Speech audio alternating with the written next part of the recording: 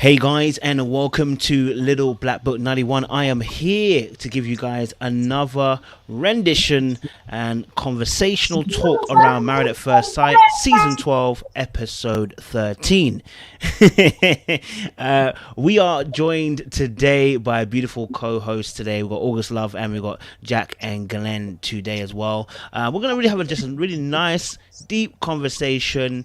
You already know how it goes when we do the US Task Force. So strap in, get your popcorn, get your notepad and pen, get your water, get your juice, and get ready to be entertained. But before we go any further, I really want to let my team mates begin to introduce themselves and let them know where you can actually find their great work as well. August Love, go for it.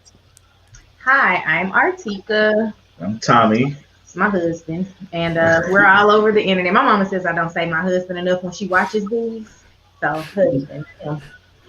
We're all over the internet at August Love Story, Facebook, Instagram, YouTube. You can find us all over the web. At August Love Story. Beautiful, beautiful. Jack and Glenn, I know obviously you're solo today. Go for it. Hey, tonight I'm solo, ladies. This is Glenn from Jack and Glenn. You can find us on YouTube at Jack and Glenn, on Instagram, Twitter at Jack_Glenn. Jack's not here today, so I guess I'm riding with the Holy Spirit with you. You know what I'm saying? Come on now. So, by myself. Love for that, Jack, again. Love that. Thank you guys for joining once again to have this conversation with myself this week. Audience members, before you start, please do me a favor. Make sure you like this live. Yes, do us a favor. Like this live. All right, cool. Let's get the conversation flowing and let's get it underway. I'm gonna start strong. Bree, Vincent, the budget, the finances. What's your thoughts, August Love? You got your hand on the mic, so go for it. You got your hand on the mic. Go for it. That's a lot of money to include in the budget, and I mean I know it could be a lot of money that is made, and I think that they're spending money. Oh my goodness. They're spending money a lot differently than what we would personally be spending money. I noticed that we rewatched the episode today, and one of the things that Brianna did state was like, she says she spends $250 when she wants to get braids, which is very normal. Like, completely agree with that.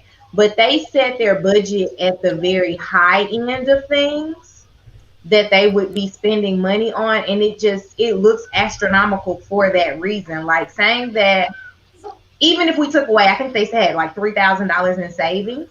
If you took that away, that's still $6,000 going out of their household on a monthly basis. And that's just a lot of money. I think that they could stand to trim their budget down quite a bit.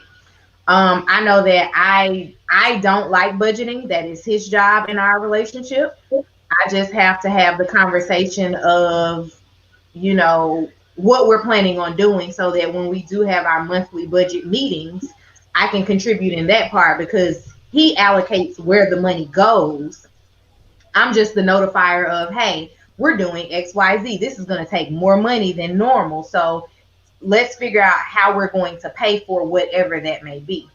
But outside of that, I think that they do need to definitely like strip down the budget some. I'm not saying that you have to like completely get rid of things, but for her to expect that every day is $200, that's excessive. And then the $400 a month on clothing, where are you going? Like, what are you spending $400 a month on every single month that you can't trim some of that out of the budget? That's just a lot of money, and I feel like a lot of it is allocated incorrectly. Yeah. I think for the most part, way too much money, just going out. I think it's a necessary conversation that they were having about budgeting and everything like that, and kind of get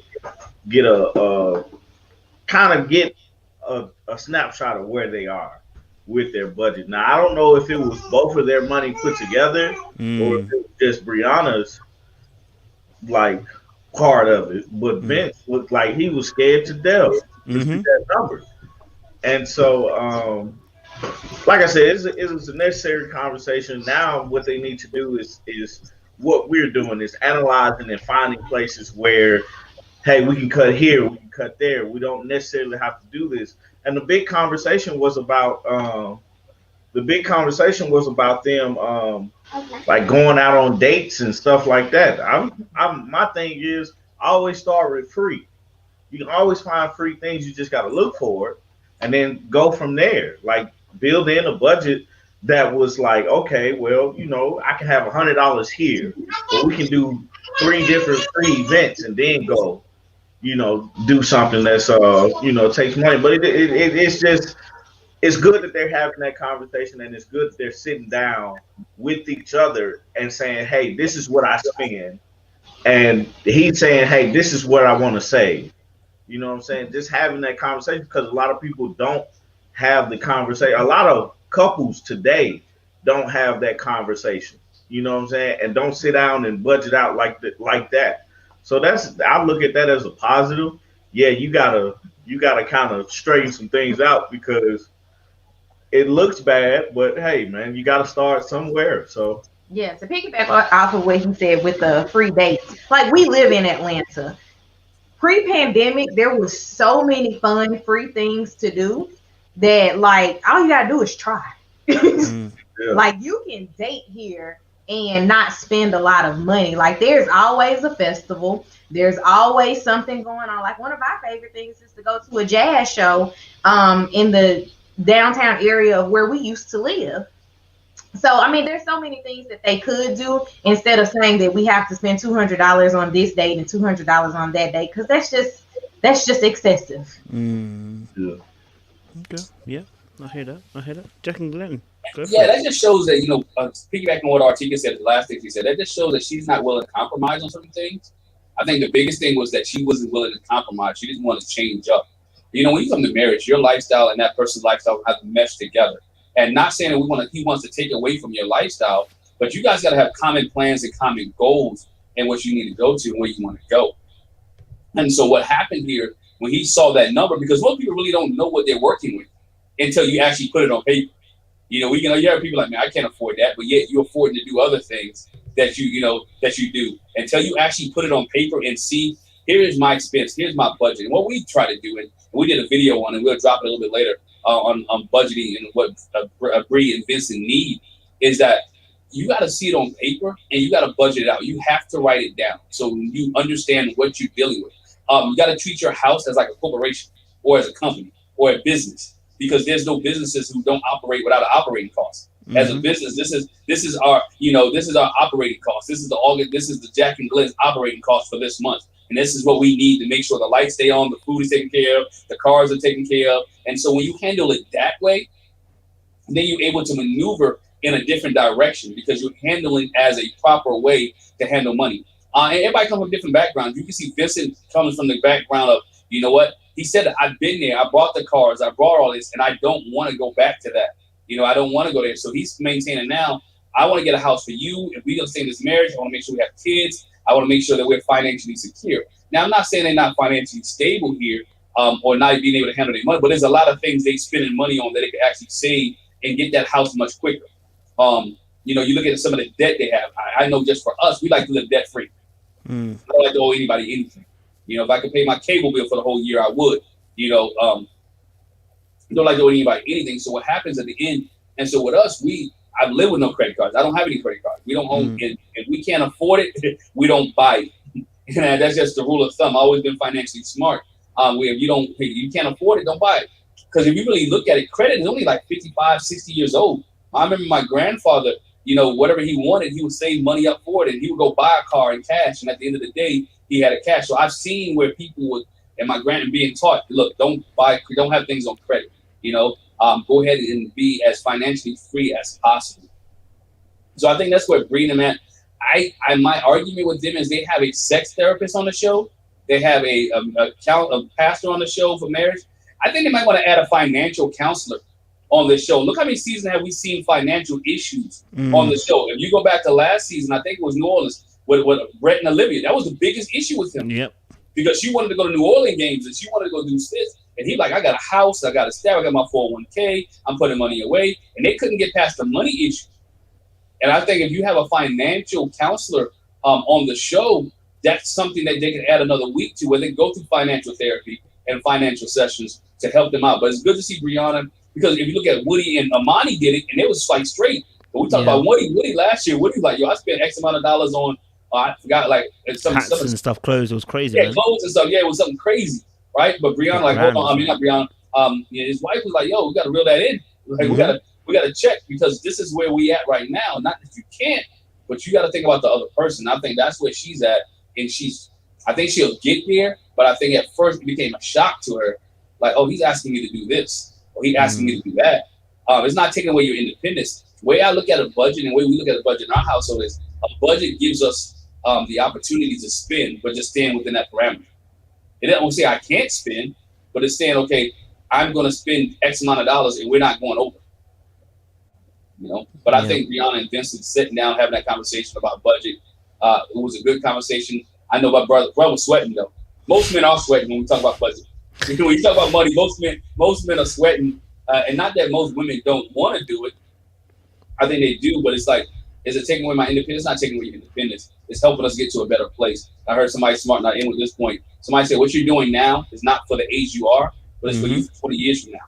So what I'm budgeting for is not for my age now, but it's budgeting for me when I'm 65 or when I'm 75 or when I'm 85. So that's where I'm at.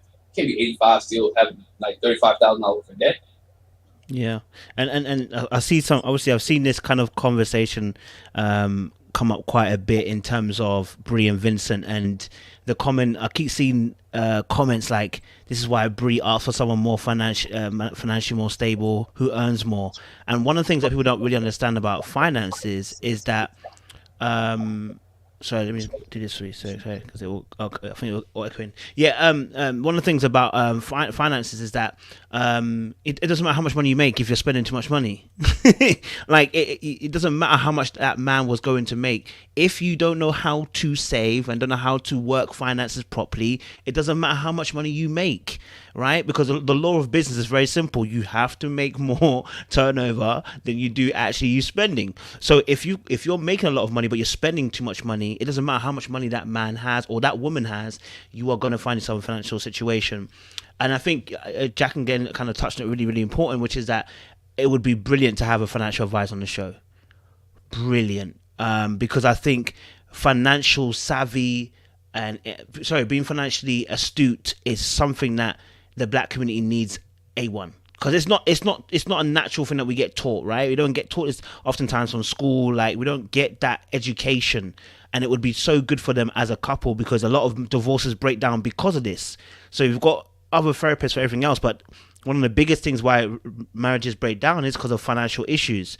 And just being able to understand little things like that. Oftentimes there's one person normally in a relationship who's a saver, someone sometimes is a spender, in a relationship. So it's like, this is little information that could be given to them that could save certain arguments that are going to happen in the future. But yeah, definitely agree with what you guys are saying. I mean, I think Vincent was definitely sweating. If money could sweat, that was what was coming off his face, man. It was literally, the coins were literally dripping off him at that particular time and point when he saw the budget. And then obviously as well, I mean, the second part of it obviously as well, I should even ask the question first. So if obviously both of you are also in brilliant marriages as well, how do you solve issues of finances then? So like, you're in a situation like Bree and Vincent. How would you handle that conversation then when, Bree might, and I'm not against Bree either, because she's lived a single life and up until now. So how do you handle a situation where, for instance, you're like, hey, that budget, why are you cutting on that budget a little bit? Like, I mean, that's my personal spending right there. And, I want to upkeep myself, etc., etc. How do you handle differences when it comes to finances? What are the kind of rules that you guys operate by? If I go to August Love and get you guys insight. We fight. No, it's real. We pretty much I'm a goal setting person, so like we make the money work for us. So it's like, okay, so me personally, I don't have a lot of stuff that I buy.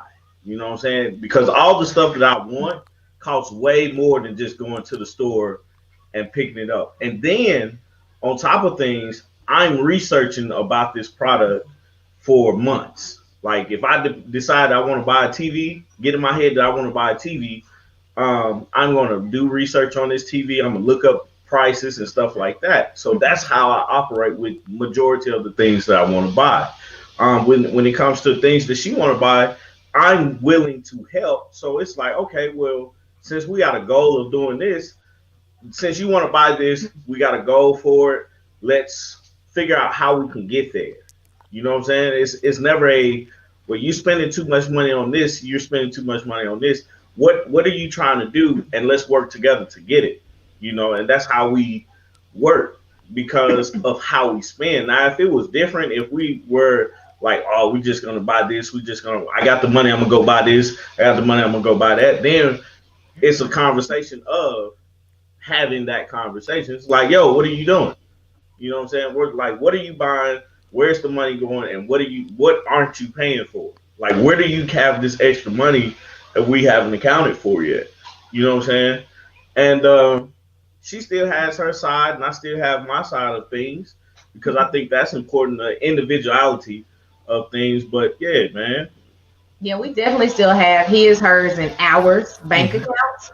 So when it comes time for him to make a purchase, usually it's a conversation because, like he said, his are bigger purchases. Like Tommy is not I'm going to go to the store and go buy a $200 pair of shoes. He's more of I'm going to go to the store and buy a $2,000 camera. So the conversations are definitely not equal in the things that we buy, but I don't think that I spend as much as he does on a consistent basis. Well, let me not say that. I think I spend more than he does on a consistent basis, but it's always within reason. And his purchases are just larger and more thought out because he's a tech person. I'm not.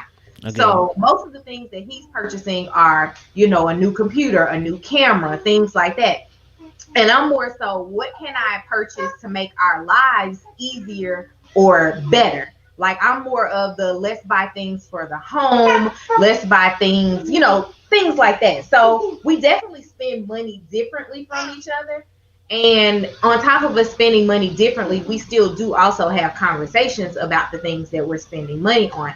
Mine less so than his because he's not going to flinch if I say, oh, I went and spent $30 on XYZ today, as opposed to him saying I'm spending $900 today.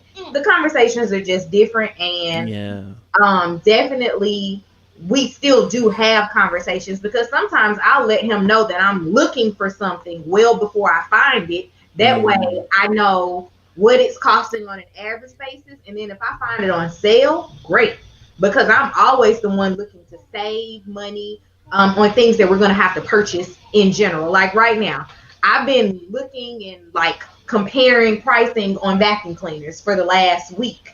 And it's not to say that we need a vacuum cleaner because we do have a robot vacuum cleaner, but we're looking for something that I can get just like a simple mess here. But I'm not going to go out and spend $400 on a vacuum cleaner. And that's not a conversation that we had. Okay. Like, we have to talk about everything that we're spending money on, big or small.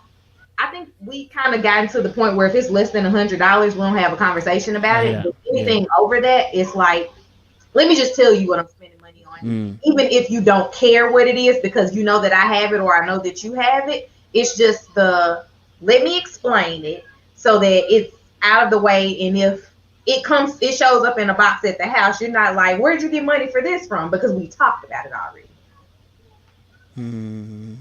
I like that. James August. Jack and Glenn, or should I say Glenn today? Let me unmute you. Sorry. I'm gonna go with your question. What else?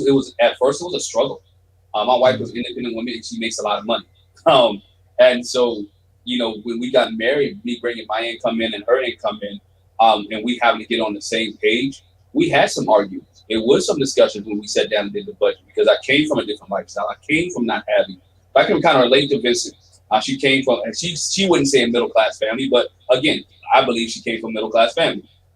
So she would always say that I don't know why you say we were rich. No, you wasn't rich. You were middle class. Dad was a teacher, mom was a nurse. So it is what it is.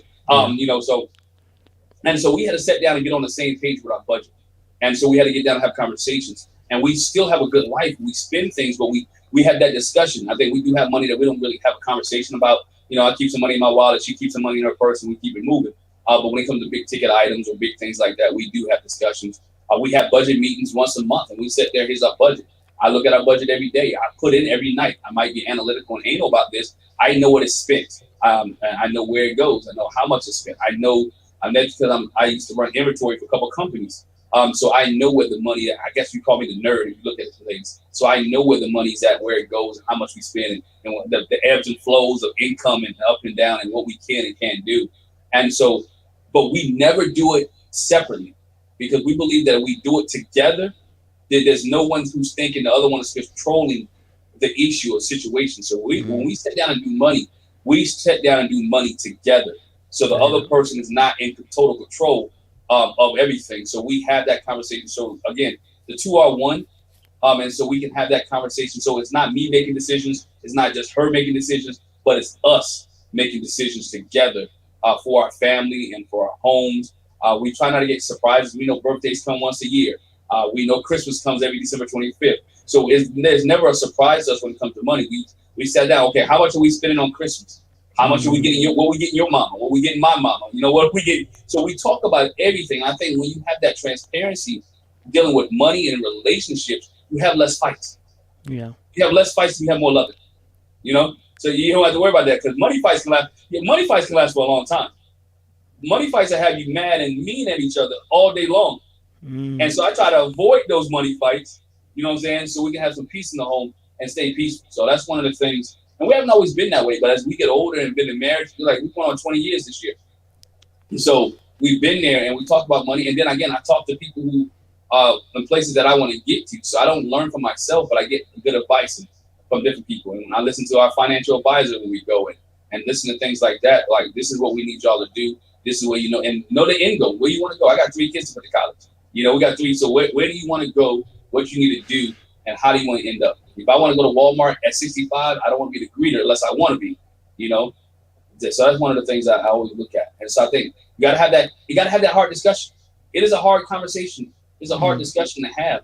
But we got to, as a husband and wife, and I would say, I keep saying husband and wife because again, there's a whole different dynamic. I don't think when you're a boyfriend and you and your wife and your girlfriend got a house together, that's a problem. There's only your name on the list. But when you die, then you legally not bound to anything, whatever state you're in. So I just leave that. That's a whole different video. So just stay there. I'm gonna stay there. I'm done. No, that's cool. You're speaking there. I think as well, like you guys are saying, you know, and I'll actually ask you guys as well, because I think, again, people might feel like, because I think the rhetoric I've seen for the past few days has always been, why are we on Bree's neck? Why are we on Bree's neck like so much? I mean, she earns it so she can spend it as it is. And I think you guys made a good point. I asked both August Love and Jack and Glenn. You know, like I saw on the budget, she's saving £3,000, but the student loans are still there. And I know America's system is quite different for the UK. So, I mean, there ain't no point of us UK people paying off our debt for student loans because the interest is minimal. But in US it's slightly different. So, you know, what's the if we're talking about being financially savvy or being financially astute, you know, what should she be paying off should she be having £3,000 in savings and then not paying off the student loan? Should it be, is it better to do that? How would you guys see it? Because I saw there was a credit card as well. Was it £300 a month that's going to the credit card as well? Like, I mean, is that a problem? The way that she was potentially, when I say a problem, maybe not like a problem, but is there a more effective way that she could be looking at in terms of dealing with the finances? Let me go to August Love again. Yeah, for sure, man. Like, you want to take care of your debts. Like we all know, like she's not going to be able to pay off her student loans in a year. But I mean, you have to hit a more balanced way of attacking it. I believe, just because it's like, okay, I know I'm not going to pay off my student loans in a year, but come on, man. Like you spending, I don't know the amounts because I just saw the $9,000 and was like, shoot, I was just sitting up there sweating like Vince too. But the thing is, you want to kind of attack your debts, man. Like especially credit card debts. I think y'all said she had some credit card debts. Attack that stuff. If you got $3,000 in savings, take 2,000 of it and put it towards your debts. Get those debts paid off, and now you can start building even more money because you don't have like you pay 18 to 20 some percent on credit card debt. I mean that 18-20% could actually be the savings that you have. So it's like pay that stuff off first, and then concern yourself with saving more. Because I mean, like the more you have it out there, the more money is just going away. You know what I'm saying? Just throwing it out the window. So it just makes more sense to pay for the debts before you start saving so much, like because that's a lot in a month. Because it's what 3 times 12. You looking at what 36. So I mean, yeah, I mean she could like it's just rearranging the money.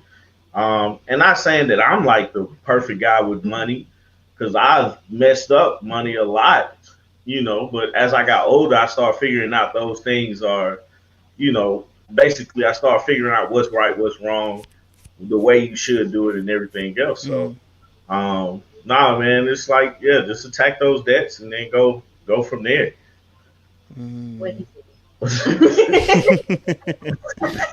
I hear you on that. Jack and Glenn, what are you saying? I'm always a big attacker, man. I always look at it as competition, so I want to attack the loans. Attack, and you got student loans. When this was filmed, right, they was zero interest on student loans. So therefore, you have no interest building up on your student loans right now in the United States. It depends on what kind of loan you have. Well, all loans, because of the pandemic, because that's one of the bills that was passed. Whether Trump did it or Biden continued it. So you have a zero interest loan right now. So if you can attack that and get rid of your student loans, man, that's a burden on a lot of Americans. Now, I don't know where she went to school at and how much the loan is, but I do know being an engineer, she went to a school and she was in school for a minute. You know what I'm saying? And most colleges and universities about $30,000 a year, unless she has scholarships. So her student loan at $200, it's an average in college. And so again, she's at that money. If you want to eliminate that, smart thing would do is attack your student loans while it's at a 0% interest rate at this time where you're not accumulating it. Again, most people work smallest debt to largest because you want to build that success stuff. So and I said the student loan because it was at 200 and the credit card was at 300 a month. Now, whichever has the smallest balance on there, because interest rate doesn't matter when you're paying it off quicker and you adding a lot more to it. Mathematically, it doesn't mean anything. When you add a lot more money to it, the interest rate doesn't mean killer beans. You can take out something for 20% interest rate, but if you pay that off in a month, that 20% interest rate never even hits you. Yeah. So people always want to look at interest rate in numbers, but if you look at the numbers and do it right, it doesn't make a difference. So now if she looks at her student loan, so okay, I can knock that out. All right, me and Vince, we can knock that out and we can save this $200 a month. Okay, let's knock the credit card out. Okay, we say that. Let's go pay our cards off because we put $870 a month there. So now we can save $1,300 a month by eliminating those three. And foregoing putting 3,000 in savings, because let's be honest, their savings is not at zero right now, right? So I had to look at it. Their savings is not at zero. So whatever you have in savings right now, any emergency that they could have, it's probably can be taken care of because what they have in savings. So you can negate the 3,000 a month because you got enough savings to take care of you for whatever case may be, and attack your debt, and then go back to your savings. Now you're debt free, and you're building your savings up, and you're saving the money for the house. So now when you get enough money for the house, you can maybe put that 20% down payment so you don't get no PMI. Or if they save that much enough bread and they got a nice house, you pay the house off, and now your net worth or whatever the house is just increased. I read an article the other day. African Americans, and I know African Americans, our net worth, average African American in the United States net worth is $17,000. Yeah. Average Caucasian person net worth in America is $170,000. That's crazy, man. It's crazy. So we have to, that financial literacy that you was talking about earlier is something that we need. It's not taught, but some generation has to change it. Yeah. Why not ours? Yeah. Vincent, I hope you're watching. That's your job. Because you're out here doing budgets. You got to make sure you lead that charge, boy. Yeah, definitely hear that. Definitely hear that. I love that point. And I think that's a key thing. I think that's what I wanted to highlight today as well in terms of Brie and Vincent. It's not that we are even... Brie can obviously afford it, so she's not going to die of overspend. She's not. But it's about being more effective. You know what I mean? Like, and sometimes when you don't take stock of what you actually spend, because she's a spender. She's like I said, you have savers, you have spenders, and anytime I meet a spender, when you actually ask them how much you spend, they actually don't know how much they spend because they spend. they're not interested. Their thought process isn't how much can I be more effective in my savings. It's more about I just like to spend. It makes me feel happy, makes me feel free. But you know, if that's where Vincent can take a lead and a charge. If you're sweating and you're sweating coins out of you that day when you saw the 9,000 a month, and your hands on your head like we're in Nigeria, my friend, this is the time to now put your hand down and say, let me take charge of this and say, hey, look, Bree, look at the budget. Look what we're doing here.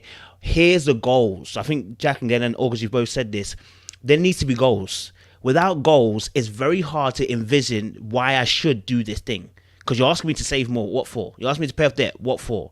Like, I haven't died now before. I'm not going to die tomorrow. So why do I need to do what you're telling me? So it's the goals that he has to bring to her. Because remember, she done said she wants a high rise. Then you put that there. Look, you want a high rise? This is how much it costs. And this is how much we're going to have to put towards it. This is how we're going to pay off our debts. And that will also, again, hopefully as well allow Bree to respect Vincent and, you know, make sure he's a man, you know what I mean? Yeah. And then obviously they had a second conversation, which was that about they were talking about obviously as well the children situation, because she did say she was quite fearful of, you know, because she had high blood pressure and stuff like that. So you know, it was something that she's indecisive about at the moment in terms of having kids, and that obviously scared Vincent as well, because obviously he wants to have kids as well. Yeah, Jack and Glenn, go for this first. I mean, what's your thoughts on that particular on that particular aspect and issue? I can understand her hesitation about wanting to have kids, especially with the high blood pressure. But you got to realize she's not the first one who will have a baby with high blood pressure. So there's different measures that people have taken. Different doctors who and nurses who've been able to help people with high blood pressure, hypertension issues, still have kids. You know, Jack was here; she's a nurse, and she could talk more on that. But we did on our video about it. There are ways and measures that she can do that. She can be a good doctor's care about what you eat. I can understand the fear of the high blood pressure and where she's at, but I understand that she has to realize too, these are tough discussions that she got to have. Again, I think she believes it's going to take away from her independency and for her being independent. Now she has to raise somebody else and have to look at a child, have to take care of a child along with this man that she loves. And I think she does want eventually to have children. And they was beefing about the time frame, whether it's 2 years or 3 years.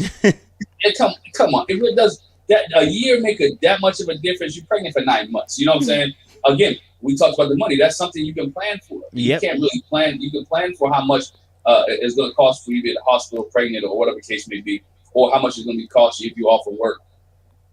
It all goes into the thing. I think Brianna sometimes thinks she's losing some control of herself when she's dealing with Vincent, and then, you know, losing that control is always scary because there's a chance of pregnancy. There's some things happen in the midst of your pregnancy. But again, you got to trust the doctors and trust those that are around you, and make sure you may have be a high risk, what they call a high risk pregnancy, where you have to visit your doctor on a regular basis to make sure you're good and checked up. And I think if she does get pregnant, then she will be high risk, but just follow what your doctor says, and I think she'll be all right. You know, I think she just got to relax a little bit and go with the flow. Again, not rushing them to have kids is great when you get married to enjoy each other before you get to the point where you got getting ready to have kids. Appreciate that, Glenn. Yeah, go for it, August Love. I definitely agree with enjoying your time together before you have kids. Like, Lily came 3 days after our 3rd anniversary. I think if I could do it all again, I would still wait that much time. Like, there was not a rush for us to have her, and I don't have a rush to have more kids. I think that if I'm meant to have them, my body will perform the way that it's supposed to. With the high blood pressure situation, I have a total opposite issue of Brianna. I have low blood pressure. And so pregnancy actually made me normal. So going to the doctor, I had the, traditional 120/80 type blood pressure because I had been a person who had low blood pressure prior to that. I don't think that that's a reason to not have children. I definitely think that it's a conversation that she needs to have with her medical professional. And I think about it because we don't think about talking to our doctors about having children in the future until we get someone to have children with. So because of that, that's probably not been anything that she has actually entertained with her doctor. Because why would she? You're not thinking about, oh, do I need to prepare my body for birth until you're actually in a situation where you feel potentially be ready to give birth. I definitely think that she could get through that if she got with the right team of medical professionals. And that's going to take some research. Like I probably got on Tommy's nerves when we first got pregnant with Lily because I was a heavy researcher. I researched everything, like every aspect of pregnancy that I could look into, I did. I was all over YouTube. I was watching birth videos. I did what I could to educate myself because everybody's labor and delivery is different. Everybody's pregnancy is different. Like I had a condition that it's odd enough, my cousin also suffered with the exact same condition, which was HG. I was a person who threw up the full 9 months of my pregnancy. I lost 15 pounds in the first trimester because of that. But that's not something that people around you talk about because everybody's just like, oh, I just had a little bit of morning sickness because they want to like push the narrative of you should have more kids. You should have more kids. It's okay. Everybody goes through this. But those are real things that you have to go through and you have to look into, and you have to make sure that you're dealing with a professional that can help support that and also deal with it. So high blood pressure definitely is something to take seriously.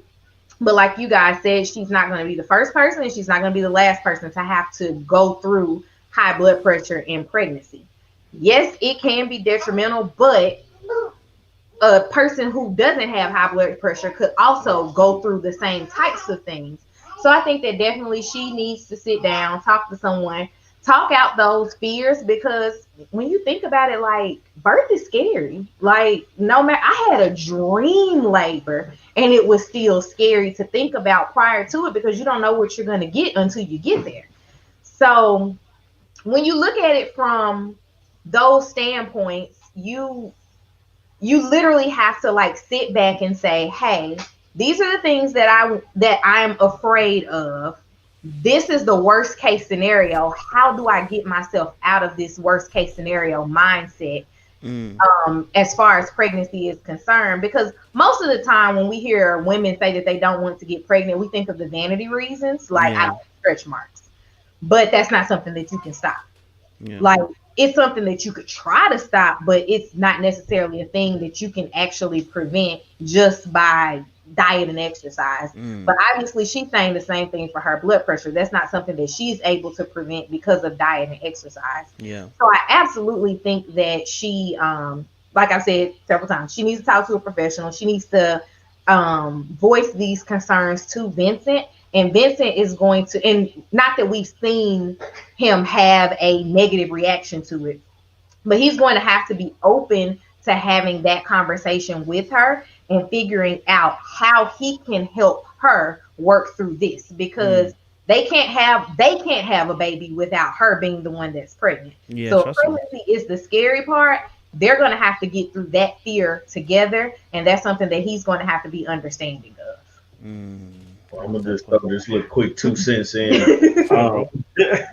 I think Vincent, I didn't like the conversation about kids, man. I think, hey, this is how the conversation would go in my head. Hey, do you want to have kids? Yes, no, maybe so, and that'd be it. Just because the focus for me or for them should honestly be on each other, because you kids are one thing. Kids are great. Like it's a blessing for Lily and everything like that, and I enjoy it every day.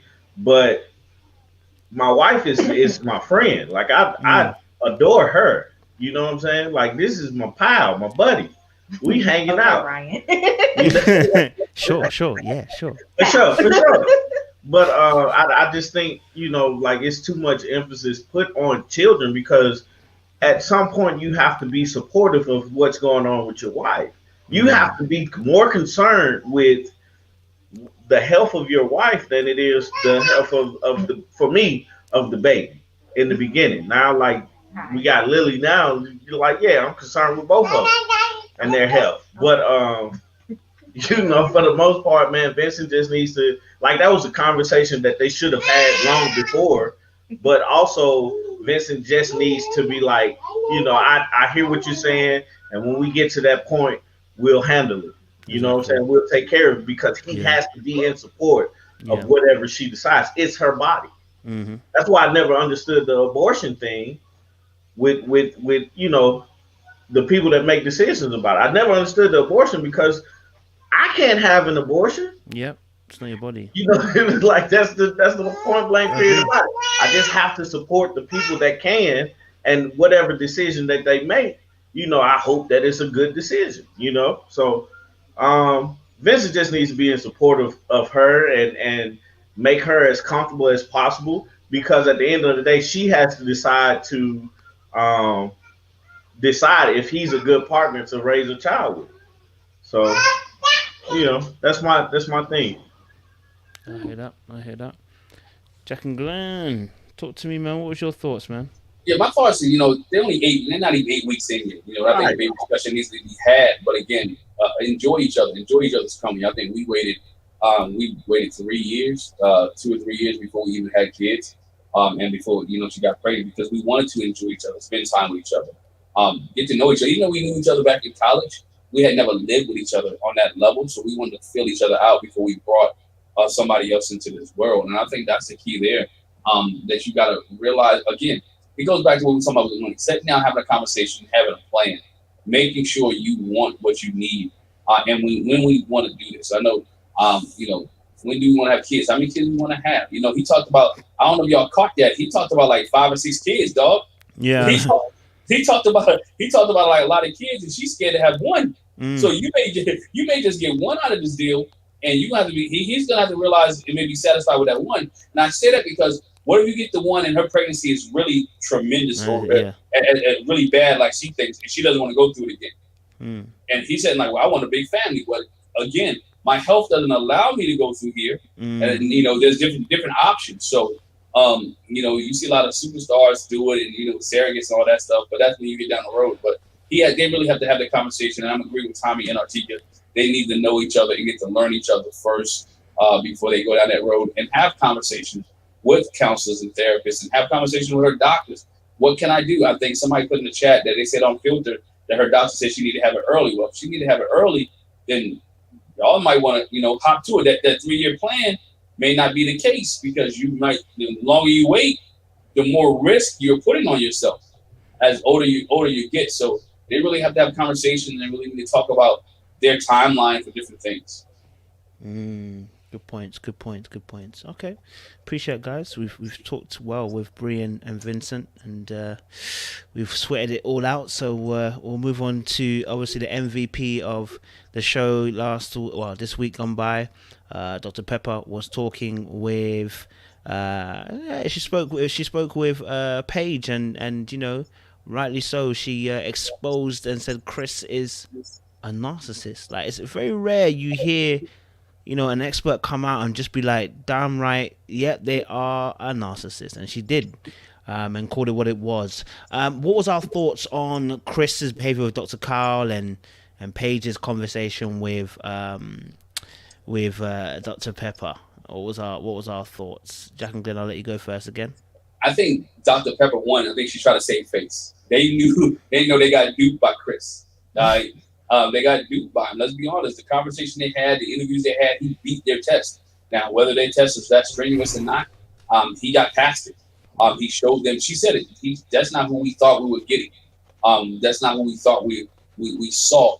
And you see this dude does what he wants when he wants. I mean, you hour late for Pastor Cal for the meeting. You set up the time, all right? You set up the time, and now you got the power struggle, and you want to come in late. And Pastor Cal wasn't going for it because this dude was like, even when he said to the point where, Chris, do you find are you at fault? He was like, nah, I ain't do nothing wrong. What did I do? What man in his right mind would think that it's okay to take your wife and your baby mama together to go buy a car for your baby mama? What woman do you know is going to sit in that back seat? Because she wasn't going to be in the front seat, y'all. We know that Paige was going to be in the back, and while he's riding, and go buy his wife or his baby mama a car. This dude really thought, and Pascal, like, come on, dog, you really didn't think, you want to do it. And he's like, I don't even think I owe her an apology. That's the thing that got me. I don't think I even owe her an apology. Like, dog, you do owe her an apology. You just called this woman ugly on national TV.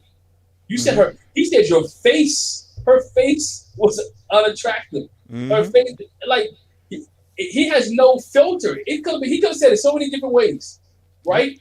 But you put this girl out there like calling her ugly. I have no respect for that, man. You don't do that. That's somebody's daughter. That's somebody's sister. Even if you wasn't attracted, you like, you know what? I'm not attracted to her. That was not what I. And then you try to put it on the show, but what they picked for you, right? But Pastor Cal was like, again, you didn't tell us you wanted a light-skinned girl who looks like a video vixen. You know what I'm saying? You told us you open to anything.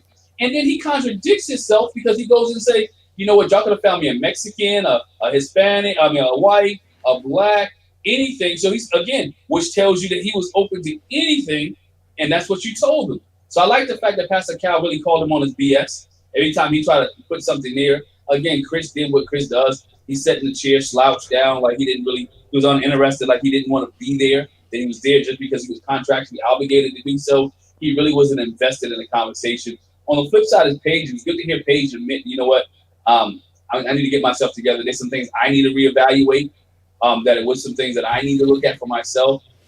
She just didn't point on Chris because there's some things that she could have handled differently in the situation. There's some conversations they could have had. She could have been a little bit more assertive in some situations, in certain circumstances. And they all of them feel bad for her, and that's rightly so because, again, Paige takes some blame in this. The show takes some blame in this. And Chris takes some blame in this as well. So it was a collective effort to make them look like a train wreck because everybody was involved. Because, again, how much due diligence did they do? There was a red flag. This dude got engaged 3 times within a certain amount of money. He just got finished being engaged. So would you put somebody who just got a divorce like 2 months ago on the show? So he got engaged, and now 90 days later he's on the show. So it's difficult. And even with her, with Paige, and Dr. Pepper being kind of hard on her and hard on Chris, was that Paige really needs to understand she doesn't need a man to justify who she is. That she can be who she is and be fine by herself and get herself right. Then she can bring somebody else into her life. Because after this show, she got some PTSD. Who can she trust? Think about it. Who can she trust after this show to really have a relationship with her who didn't see her on the show, who didn't know who she was or who she is? She's going to have to get into a relationship with somebody. It's going to take a minute. And she has to make sure some counseling and make sure it's right before she gets in a relationship. Because she's been hurt bad. Agreed 100%. Agreed 100%. August Live, talk to me, man. I don't have much to say about Paige. I kind of wrote Paige off a few weeks ago, just because I feel like Paige has participated in this foolishness to the point to where it's like, Paige, come on, man, come on. Even the blind man sees this, So my issue was their whole conversation was with Chris, starting off with coming in 40-something minutes late to when he honestly, it's crazy. Like I find that to be completely disrespectful to somebody that you claim to respect. Yeah. And Pastor Cal, like it would have took a lot of in me to have this conversation with him. Like especially now that we have cell phones, Now that there's ways to communicate, hey, I'm running late and I'll be there at X amount of time. With GPS telling us, hey, we're gonna arrive at XYZ time. Trust There's me. no reason why they're sitting there waiting on him to arrive. You know what I'm saying? So I found that disrespect, and then when he coming in talking to her, talking about what's going on, not wanting to apologize. Yeah, you need to apologize because this girl has went through hell and back just because of your foolishness. Yeah. You know what I'm saying? You don't like her. You call her ugly. You don't give her a chance to really experience this whole married at first sight. You don't give it a chance to kind of blossom into anything or do anything. Excuse me, guys. I'm sorry. That's all right, man. Don't worry about it. Baby's just excited. But you don't give it a chance to kind of like blossom into whatever it is it could blossom into. At anything, it could have been a great friendship. You buy this girl a car. You talking about you want to buy this girl a house. All because she had your baby. Now, what if this girl is crazy? Like, because that's a possibility. You do have some women that, use babies as pawns, which is sad, but it happens. You know what I'm saying? So now you gave this playing field here, and she can do whatever she wants to. So for Chris not to feel bad the way he treated this woman, all because he felt like she was ugly, like, I get it, man. A lot of people ain't for it. Like, if she a chick that he wouldn't talk to, I wouldn't walk up to her and talk to her. You know what I'm saying? If it was a let me spit my game to her, no, I wouldn't do that because she's not my type. You know what I'm saying? But at the end of the day, if we were in the same situation, if we were in a situation like that, and I knew I wasn't attracted to her that way, I would talk to her. First off, I wouldn't have sex with her. Yeah. The second thing is I would talk to her and, we would be cool. Because at the end of the day, I'm saying, this is my wife for now. If the attraction doesn't grow, if I don't, feel different, I'm going to just move on. But I won't hurt her in any kind of way because that's the last thing you want to do to people is hurt their feelings. Yeah. So Chris is trash. I'll start with Chris and Pastor Cal. People were saying that they felt like Pastor Cal gave it to Chris, but I don't feel like he held his feet under the fire enough. He did as much as he could do in his position as a pastor. Yeah.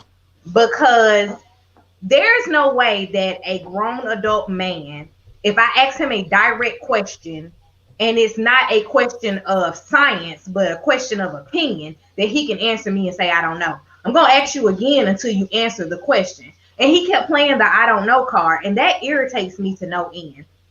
Because you know the answer to this question. Don't try to save face by not answering the question. You can answer it because if you were big and bad enough to do these things, you're big and bad enough to reap the repercussions of what you have done. Yep. So he treated Paige like trash. And I think that his feet need to be held to the fire because of it. Another thing with him is, I know that he should not have been a candidate for this show. And I believe people have said that he and Vincent, and I'm not sure about the other guys, but at least he and Vincent were heavily recruited.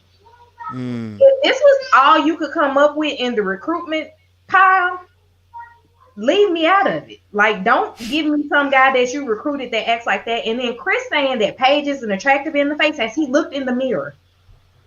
He is not God's gift to women.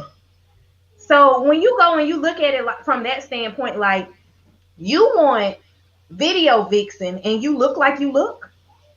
Explain that. Like, Paige, yes, she has a nice body. But Paige is together on paper, which at this point, we've also realized that he's lied because he came into this thing saying that he owns a restaurant. His restaurant did not exist by the time he got married. So not only is he misrepresenting himself on paper with all of these things, like, he is a liar. And he needs to be held to the fire for that as well. There's a lot of issues with Chris, and I do blame a lot of it on I can't say that the experts put these people together because a production company films all this. and does a lot of the heavy lifting for this. But there's a huge group of people that are responsible for Chris being on the show, and they need to be held to task for that as well. Because there is no way that you thought that this I'm in love with everybody that I meet. I'm going to get married to every girl that's willing to have me, but I'm not going to see through with any of them. Is the guy that should have been on this show, that should have been married to Paige. Now, Paige, I do take issue with her. I hate that it took all of these things to happen for her to realize that she doesn't value herself. Like, I think we realized that around episode 2 or 3. Like, where were you? What? Nobody else could help you realize that you didn't value yourself? Like, somebody's got to come in and tell you something about this. I wish that she had closer friends, line sisters, somebody in her life, because her brother just looks at it from the standpoint of like, that's just how Paige is. And I think that I can't say that we can say that that's corrected behavior, but it's definitely something that she's going to have to get with both of her therapists and not lie to either one of them to work her way through. Because I want Paige to win. I think that she has a good heart, and she's not able to see the bad in people because she has a good heart. And she needs to kind of go through that within herself and have her own journey of self-reflection to try to figure that out. But I think once she gets beyond that point, like, Paige can do great things. She's going to be a power couple with some guy somewhere someday. I don't know who. I just know it's not Chris. And hopefully she can go ahead and have a clean divorce from Chris and move on with her life. Thankfully, or at least from what we've seen, they have not joined any assets at all together. So there's a break and everybody can just move on. Yeah. I definitely hear that. I definitely agree with that. Actually, the experts were responsible for the matches. They said that Pascal confirmed it. They are the ones who do the matching. So they do it from start to finish. They are the ones that are responsible. If they go through, what did they say? Like 70,000 applicants. So I'm guessing obviously they obviously get given a whittled down list of obviously applicants. I'm assuming, but they make the final decisions on who is matched as couples. Yeah. So the whole situation with Chris and Paige, actually originally Pascal actually didn't want Chris to go with Paige. He actually voted against it, but they have to all agree in order to go forward. So in the end he gave in and obviously was overrun by the other two, and they went forward with it. So yeah. Experts are gonna have to take a hit on that one, to be honest. But obviously, that you're right. The whole team's gonna have to take a hit because there's thousands of applicants that come through. So, who was doing the research behind the scenes? Paige. If Chris was the best that you had, Paige just should not have been matched. Yeah. I definitely agree with that. It's crazies. Jack, what are you saying? Yeah, I totally agree, man. I think that's the key there. Pastor Cal should have held to his guns. I think when he felt that, he should have held to his guns, and be like, you know what, this is not good, because he saw where Chris was going. He damaged somebody, man, and I mean he damaged her bad, and not no damage where it's just them two, but you not damage her on national TV, where millions of people have seen this, and millions of people will recognize. We'll be talking about this for years to come, and now how much damage has he done is how much healing she has to do before she even get into another relationship. And we're not even talking about when she has kids, and that aspect of it. So she has a lot to recover from. And sometimes I think he thinks it's a game. That's a big joke. To me, I don't think he takes anything seriously. He wasn't held accountable for his actions in any aspect. Because anytime you can get a young girl pregnant, whether you believe Mercedes was pregnant or not, they were engaged and they left, but yet he keep coming back and people keep letting him back in their life when he's keep hurting them.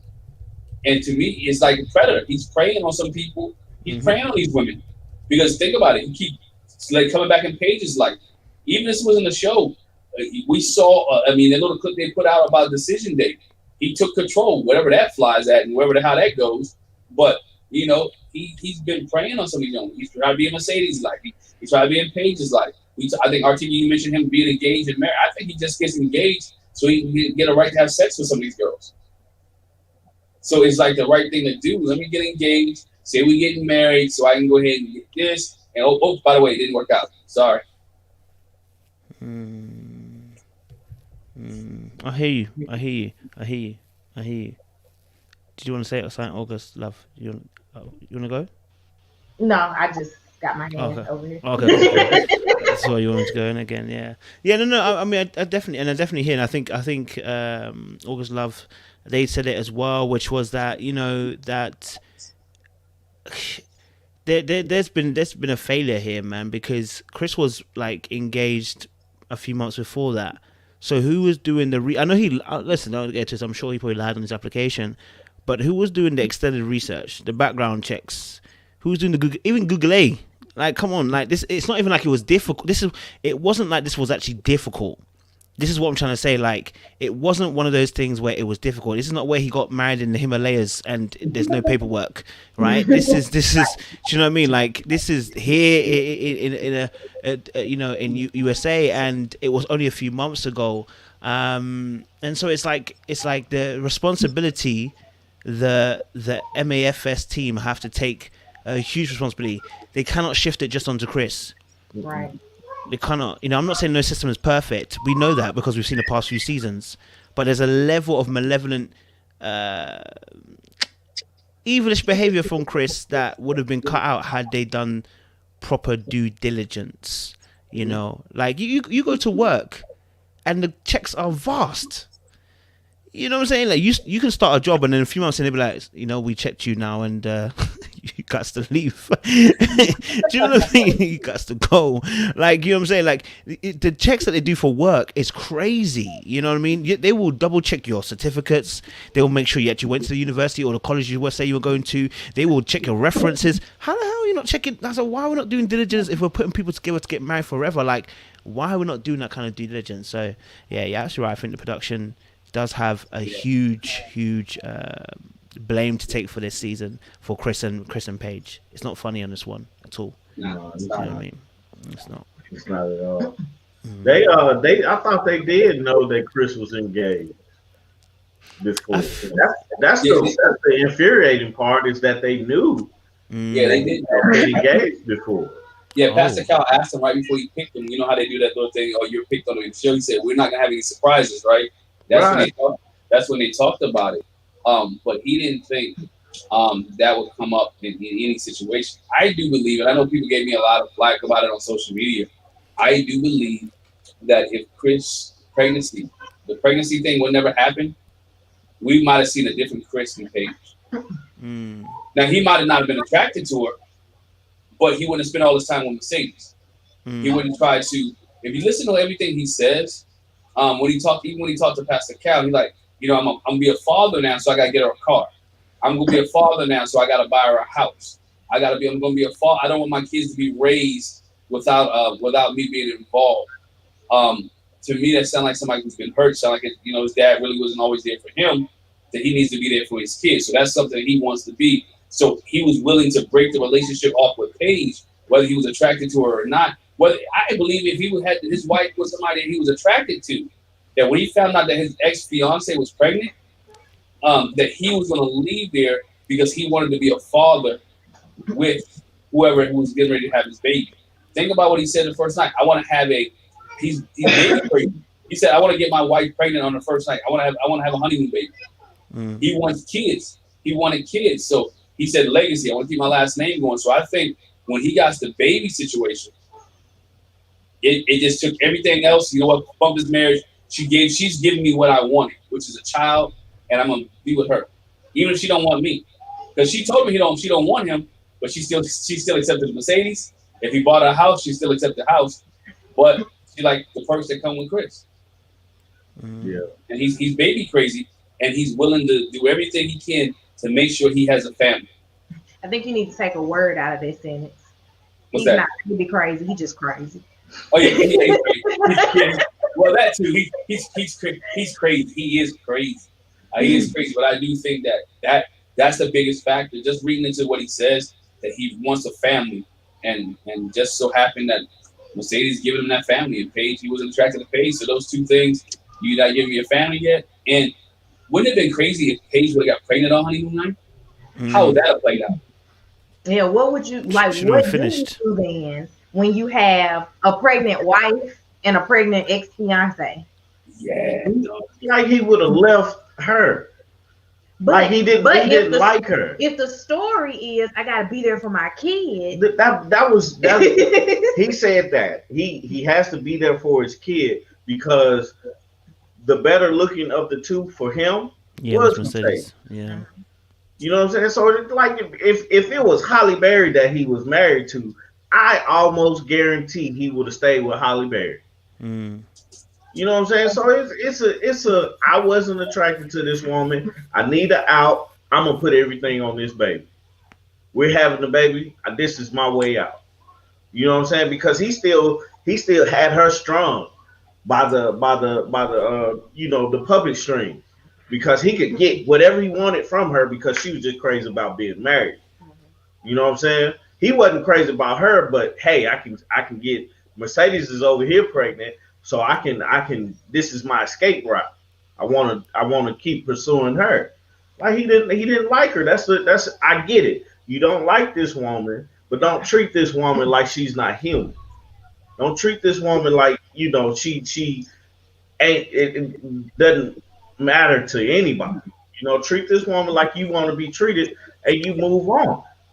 Like point blank, period, man. He's trash for what he did. It's just that's not a way you treat a person, good, bad, or indifferent. Like them, don't like them, whatever you got against it or you for it. Like you just don't treat people that way. And how he is for treating her that way. And hopefully she will stop accepting that type of behavior in her next relationship or phase of her life, I should say. I hear that. 100% hear that. 100% hear that. Let's talk quickly then, because obviously our time is kind of going. I apologize. I don't apologize because it's been good conversation. Let's talk then a little bit about my favorite couple out of the whole show. It's Ryan and Clara. They're my favorite couple. Okay, not because they're a favorite couple in terms of them doing well, but in terms of just that every week they bring something different to me. Yeah, these are the kind of problems I can deal with. Okay, it's not as heavy. But Ryan and Clara, Clara and Ryan seem to have this whole, facade now, wall up, we're perfect, we're good. Meanwhile, behind the scenes, it's crumbling. Like, do you know what I mean? Like, old girl out here burning, wanting sex and not getting it, but then doesn't tell Pastor Cal that she's actually burning and crumbling behind the scenes, but rather wants to tell him that, rather the only issue is that he hasn't told her he loves her. So, Ryan and Clara, August Love, what are you saying? Ryan and Clara, man, they started out lying to the to the experts, man. That was like they straight up lied to them. Everything's perfect. Everything's great. I never thought I'd get along with someone this great. Right, like you're lying, like especially Clara. Like Ryan was like oblivious to the lies that he was telling, but Clara was straight up telling Pastor Kyle all type of lies. Like, I'm not satisfied. I'm sitting here. I'm mad because I'm not getting any, and then everything's perfect. We're on 10. I didn't know that you guys could match us so perfectly and blah blah this. But you're not perfect. Perfect means nothing is wrong. And every episode, Clara is talking about, well, I'm not getting sex, and I don't like this, and I don't like that. And even in the question that Pastor Cal asked her, if what you're getting is all you getting, are you happy with that? And she said, no, says that you have lied to him. You know what I'm saying? So it's like, Clara, just be straight up. Like, you gotta be straight up with a person that you're married to. Like, if their breath stink and you're like, you're not telling them that they breath stink, man, you need to tell them that they breath stink because you're the first person that they gonna come to. Yeah. You know what I'm saying? Like, why aren't you telling me the truth? And then on the flip side with Ryan acts, he's like he's going around putting his head in the sand, you know what I'm saying? And letting the issues just fly over him because he know there's a problem with sex. Like, he knows that she wants sex and then he's not giving it to her. And he's saying, well, it could be something wrong with it. I don't know how she feels about it and stuff like that, bro. Like you really need to hone that in. If you're planning on being with this woman, you already let her move her stuff in your house. If you're planning on being with this woman, that's a serious conversation because you would be mad if she went and got it from somewhere else. That's the thing that a lot of people don't like to talk about. It's like, well, you're not doing it and they're coming to you. You will be extremely mad if she went out and got what she needed from somebody else and then came back to you and you give her everything else. If you're giving her the 9 and she goes and get the 10, man, what can you say? What can you do? Because you're not providing the 10. So I say all that to say this: they lied to the experts. I wanted to say that it's just that she would leave to go get the 10. Like, he could be giving her sex. Like, it could be bad sex. It could be good sex. He could just be giving her sex. And I mean, 8 weeks is very quick to be having sex with someone that you don't know. Fully understand that. My issue with Ryan is that Ryan does not give her anything to go on. Like, anytime she asks a direct question, he gives an answer that's just like floating up in the sky. Like, it has no meaning. It does, like, you can't quantify his answer. It's not direct. It doesn't mean anything. It's just, this is the answer that I'm going to give to pacify you. And I don't know how he didn't know that she wasn't happy with their sex life, because everybody else knows. Like, she sat down with all the girls. They all know. Like, I get that we know because we're basically the viewing public. Like, she's telling us directly in these confessionals, but everybody around them knows. So it just doesn't make sense that he doesn't know. And I agree, they lied to the experts, and they should have come in telling the truth, because if you tell the truth about it, then you can be better equipped to get to the root of the problem, to get beyond the problem. Like, that is what the experts are there for, allegedly, is to help you get to the root of the problem so that you can move beyond that and progress in this marriage like normal people would. So for Ryan, I think that Ryan has to stop being oblivious, and also I think he cares a lot about how he comes off on camera. And so that's why he's not agreeing to a lot of things, or he's not willing to have these conversations. I have a hard time believing that they don't have any conversations regarding this outside of cameras, because that just doesn't make sense. They're like, we're everything's going great. Like, she's moving stuff in. Like, how have we not had a deep and meaningful conversation, but you're moving into my house? That just does not make sense to me. Like, a conversation needs to happen about something. And then also, Clara told Clara was with she was with Pastor Cal. Clara told Pastor Cal that she thinks, or she knows, that she loves Ryan, but she's afraid to tell Ryan that she loves him. And I'm like, if you're afraid to tell a person something as simple as I love you, then that's a problem. Because it's like, if you can make it an uncomfortable environment for me to say I love you, like, why do I love you? Do I really love you? Because love is an action. But with love being an action, if he's doing something to make it feel like you can't share this action with him, like, that doesn't sit well with me. Like, it doesn't make sense to me. Something with Clara and this relationship and the lies that they're telling themselves, both of them, just does not sit well with me. I remember someone else also was fearful to tell their partner that they loved them from last season, but I probably shouldn't mention their names. Miles and Karen. But well, it is the same situation where, Miles wasn't getting what he wanted from the relationship. And I don't even think Miles was so much so looking at sex as the thing. He wanted intimacy in general, and he wasn't getting that. And he took it a step further by saying, I'm going to circle the date on the calendar. You're going to have sex with me on this date. And she went off the deep end about that. Now, Clara hasn't tried that approach with Ryan, but I feel like he's gonna go off the deep end on her because he's just basically, in so many words, he says, "I'm not talking about it," and they don't have to talk about it. And that's not cool with me because there are so many uncomfortable conversations that we have had to have in these 7, almost 8 years that we've been together. Like, if I got, like, for clarity, we have backed out of conversations with each other, but we always have to circle back around to it. There's no way that we cannot have a conversation about sex at all and not have to circle back around to it. That just doesn't make sense to me at all. Quickly. Like, we gonna circle back around to it like 10.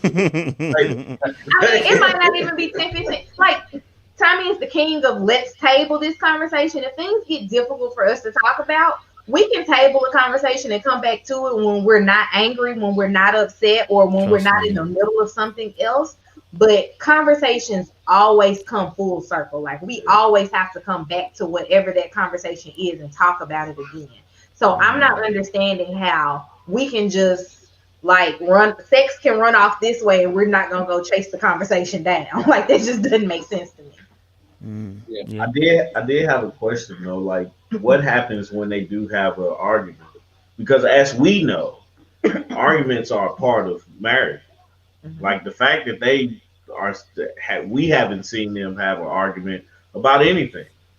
Like, they haven't blown up at each other or anything. Yep. It's like, what happens when that happens and you don't have the backing of the experts right there at your hand? You know what I'm saying? So that's another thing. It's like, y'all can't be agreeing to everything like that current. You know what I'm saying? Like, there has to be some type of disagreement somewhere. So that's just not healthy, I don't believe. Somebody is missing out on something. Yeah. Because they're being the more agreeable person. I'm hearing that. Jack and Glenn, what are you saying? Yo, I think they did like Miles and Karen did last year. Remember, Miles and Karen used to have their disagreements or in the bed early in the morning before production got there. They used to have their conversations before production showed up. So I think Ryan and Claire are having those conversations before production shows up. I do think they're not having a conversation about sex because she is scared to make him mad. Yeah. She is make him upset. She is scared that she may lose him.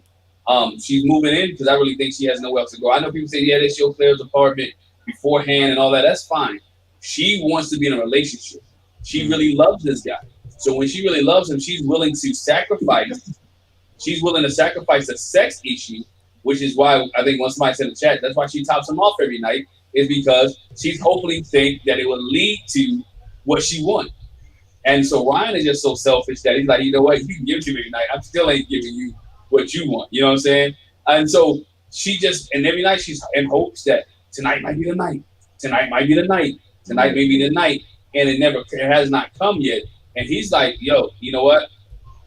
Why should I do anything extra? You already taking care of me. You know? Again, it's selfish on his standpoint. They both lied. Pastor Callis is like, oh, it's 10 out of 10. There's no marriage or no relationship that's 10 out of 10. It can't be. Y'all just knew each other. You're 20-some, 40, 30-some days in, and you talking about it's a 10 out of 10? No, y'all have had some disagreements. You had some arguments. But he also seems like the guy who's passive-aggressive, that he doesn't want to talk, but he's going to manipulate you. And because remember, he's calculated. So he's going to manipulate her into a way to get what he wants out of her. And so he is a little bit controlling because there's some things that he wants in the way that she goes. And she seems like she's always giving in to him. And she can't let her frustration out unless she's around the girls. And we've seen the frustration out around the girls, not around him, not around anybody else. We just see her because she feels comfortable. She feels relaxed. She feels open to discuss it with the girls to see what kind of issues they may be having. And so that's one of the things. That's why we always see it around her, because she's scared. Remember, she said it. My biggest fear is for me to say I love him and for him not to say it back. Yeah. So she's fearful that if I cause any waves, we talked about Brianna walking on eggshells. Clara's been walking on eggshells this whole season because she doesn't want to say anything to Vincent to make him upset and then he'd say at decision day, I don't want to be with you, because that was her biggest fear. She doesn't want to be hurt. So her moving in and her putting stuff in is trying to make him comfortable to say yes on decision day, so she's not hurt on national television. She can't do another hurt. She doesn't want to be hurt anymore. So I think she's playing the manipulative game of trying to make him say yes on decision day, so they can continue to have a relationship. Do I think they'll get to sex? Probably after the show. But definitely after the show. I think this week's episode is going to be interesting because we get to see Vincent's parents. Not Vincent. Yeah, Vincent. We can see Vincent's parents, and they get to interact with them. And I wonder if that conversation or question comes up because we can really see how they're playing out. Or is Vincent just pulling the wool over everybody's eyes and he's different? And I really think he's pulling the wool over our eyes because we look at him on the show and then you watch him on Unfiltered and all the things he's doing. He got the Black Lives Matter shirts on this week. Past week, he got everybody's name on his shirt. It's like it's two different people from Married at First Sight to Unfiltered. What Vincent are we getting? Are we getting a pro-black Vincent who's supporting down for the cause? You mean Ryan? Yeah, I mean Ryan. Sorry, Ryan. Yeah. I thank you for correcting me, Ryan. No, it's good. Jack's not here. Jack would have been tapping my leg like, "Yo, you're wrong." See, she's not here, but I appreciate you for stepping in, right? Ryan saying, is he the pro-black guy or he's the one that really saying like, you know what? I'm not sure if I'm really into this girl because what do they really have in common? See, we can't even pick what they have in common, except for they've been married together and they have conversations. They can't even agree on the religion thing, which is a big issue. That's going to be that's going to be a bigger issue than sex. Because she's really hell bent. You know what I'm talking about? Religion, somebody hell bent. She's really hell bent on the fact that she doesn't want her children to be an organized religion. Yeah. And so he's really religious, and he really wants his children to grow up in church and practice it. And she doesn't want that. That's going to be a bigger issue than him not saying "I love you" and him not giving her sex. And maybe the two going hand in hand. Maybe he's not having sex with her because he doesn't want to have any children with her, so he doesn't have to deal with the religious issue later on. Makes sense. True. So that's something that I looked at and thought about too. Like, yo, we got to get this religious thing straight before we have sex with each other. Good point. I definitely think that it's definitely going to be hard for him from his standpoint of growing up in church. Like, not just growing up in church, but having ministers for parents. Like, you can't just, oh, my wife's not coming to church. Like, that's awkward. Like, we all saw you get married on TV. The whole congregation did. Where's your wife? Like, that's going to be a hard thing for him to get past. And as we can see, he's very calculated. And on top of that, he's definitely thinking about appearances. So when you think about appearances, like, I'm not appearing at church without my wife. She got to be there. So I don't know. I never thought about it from that standpoint, but definitely it's something going on, and they're going to have to figure that out, or they're not going to make it easy. It's interesting. It's a lot. They're deeper. When you look at it, they have some deep issues that they haven't touched yet. Right. Because we talk about Eric, at least Eric and Virginia bring their stuff out. Yeah. Claire and Ryan are hiding all the issues and not dealing with them. Yeah. Definitely That's agree the that. problem. 100%. That is the problem. That is the problem. That is the major problem. So yeah, I definitely hear you on that. You've not told no lies there. I think Ryan and Clara, yeah, I just can't believe they even really have a conversation about sex. It's really odd. I just think to myself it's a bit odd. But then I guess obviously Clara is trying to keep peace. This is the best relationship she's ever had, and Julie is probably the best relationship she's ever had, because it sounds like she's been in really, really bad, toxic, abusive, almost relationships. And to be honest, this is the best she's ever been treated. You know, that's probably why she wanted to move in so fast. You know, she said, "Let me collect this boy quick, man. Yeah, it's the best I ever had. Let me collect him quick." So, you know, I can understand. You know, I can understand. But they do need to. You know, I hope they get some good therapy behind the scenes and help them to coax those issues out, because holding stuff in, Clara can't do it for long. She can't. I mean, to be honest, the image that Ryan wants to hold up is destroyed anyway. Your girl was out here telling the rest of the girls you're getting lopped off and getting sloppy toppy, and so the church have seen that. So when you go to church on that Sunday, bro, it don't matter whether she's there or not. They're gonna ask you some questions. So, bro, it's better now to put it, leave that image down, bro, because it's gone. It's gone. The moment she put that on the screen for everybody to see that you are getting everything and she's getting nothing, they're now gonna know you as the minister that doesn't give but always receives. Sir, that is not of Jesus.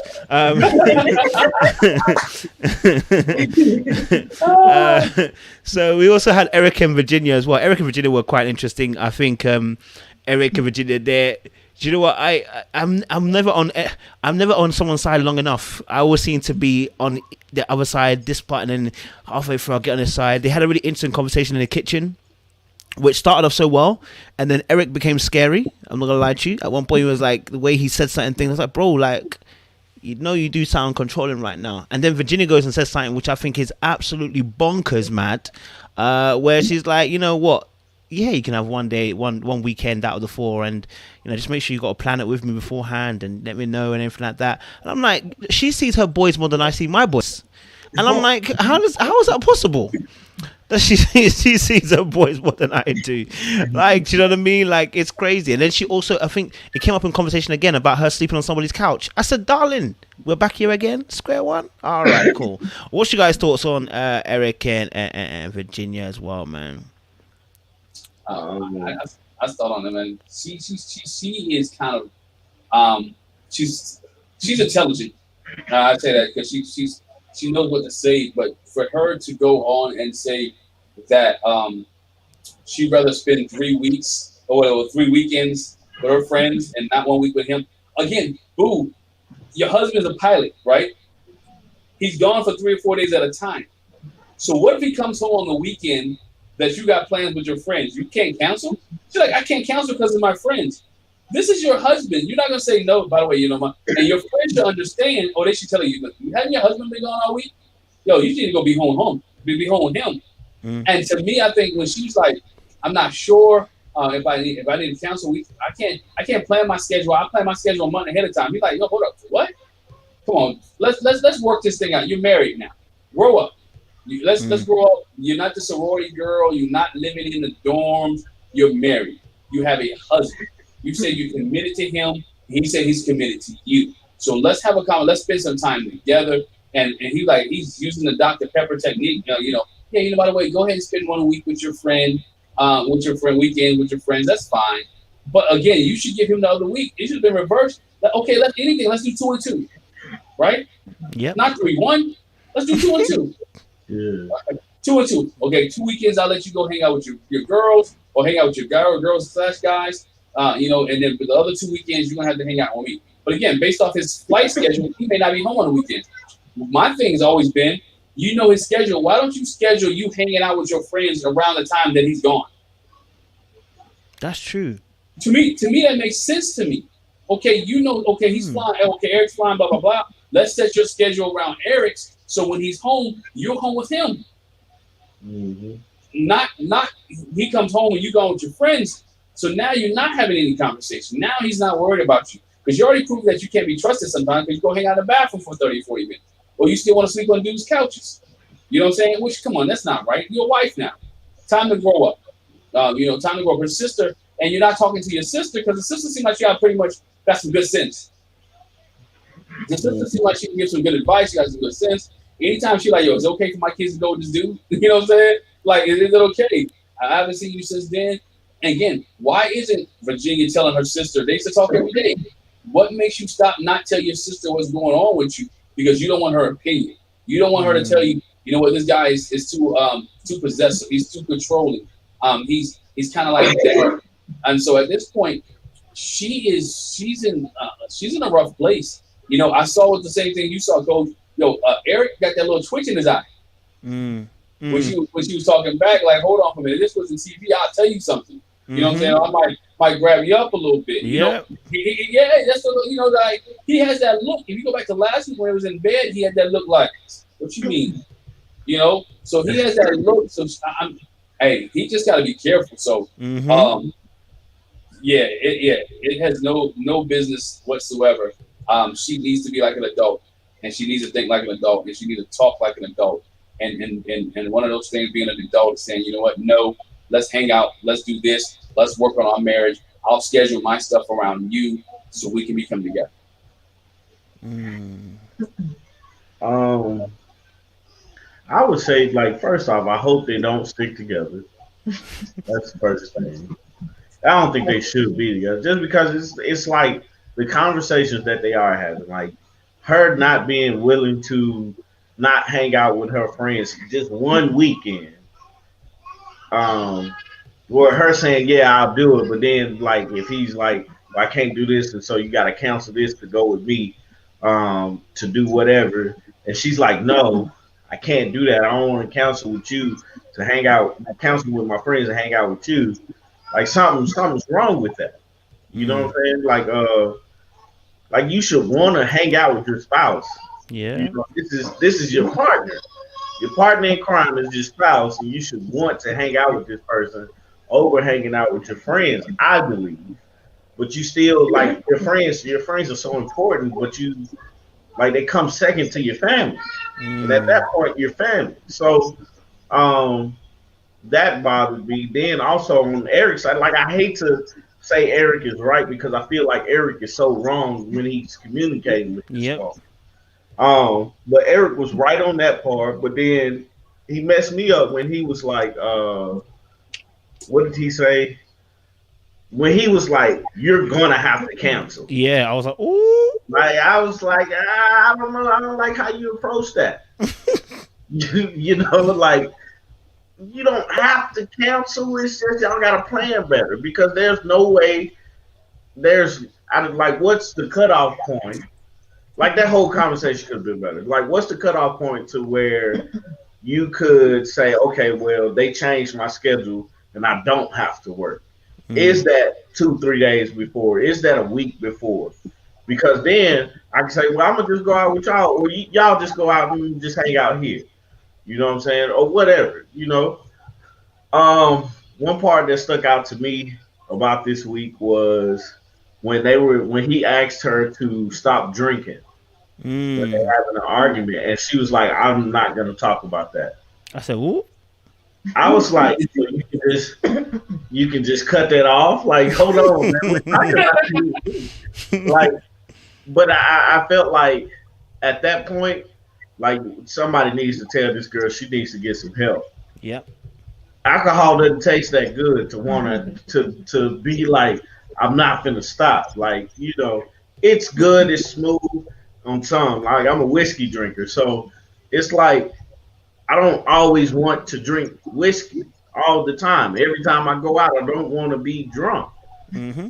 You know, like it's water is very good for you. You know, like, I don't want to talk about that. It made sense. Let's not have an argument when we've been drinking. Let's talk about these things when we're sober and not drinking. You know, and she was like, "I don't want to stop." I'm like, come on, man, you have a problem. You need some AA or something, man. That gives her comfort, though. I think that's what gives her comfort and makes her feel normal.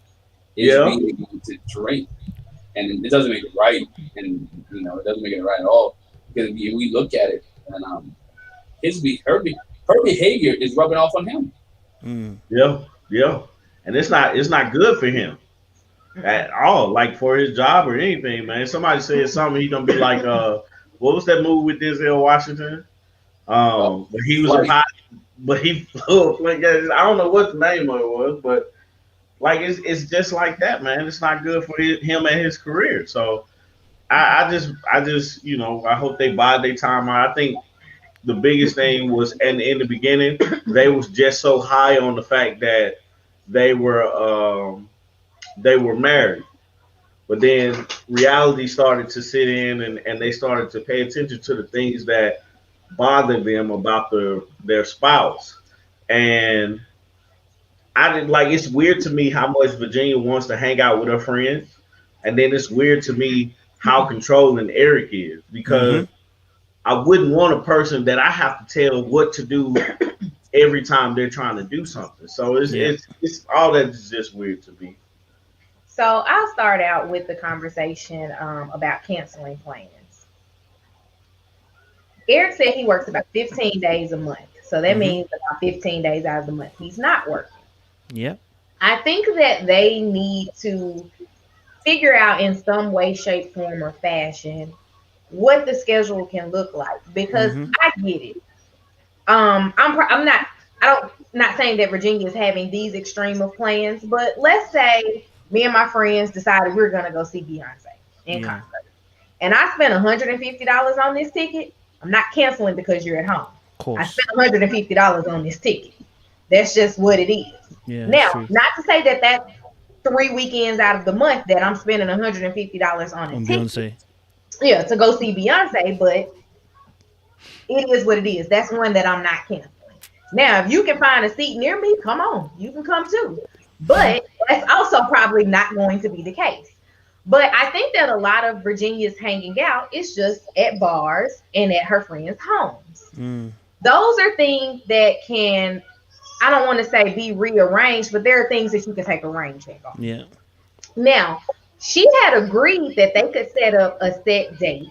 And then he took it a step further. He didn't even give a negotiation. He was just like, she's like, yes, we can set up this set date. And then his very next statement was, you're going to have to cancel things for me. I was like, how did we get here?